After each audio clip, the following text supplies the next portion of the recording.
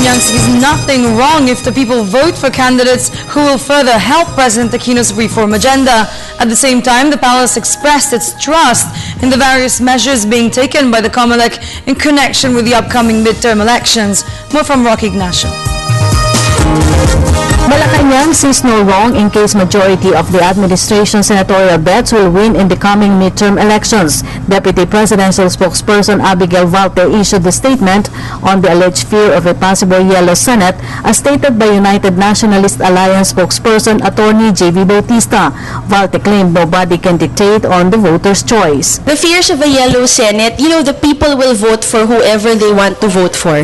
Nobody can dictate on Nobody can dictate on the voters whether they want it to be purely red or yellow or white or black.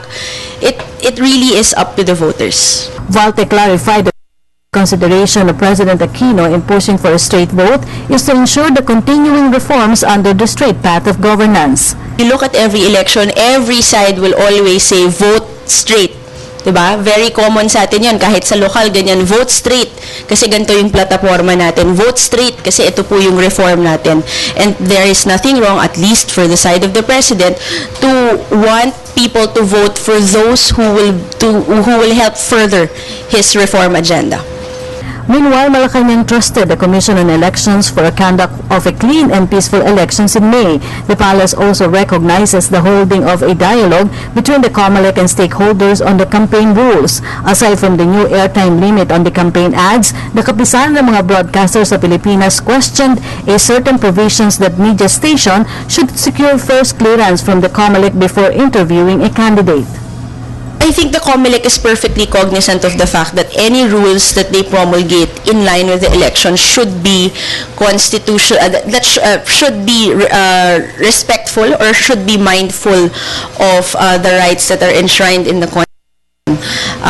Having said that, I understand that the COMELEC is also working with these stakeholders to hammer out any of the concerns or to fine-tune any of the concerns that the stakeholders have. In particular, meron po kasi silang mga ginagawang paglilinaw na hindi naman daw po kailangang humingi ng prior clearance para daw po magkaroon ng interview, but we'll leave that up to the COMELEC to clarify. For the People's Television, Rocky Ignacio.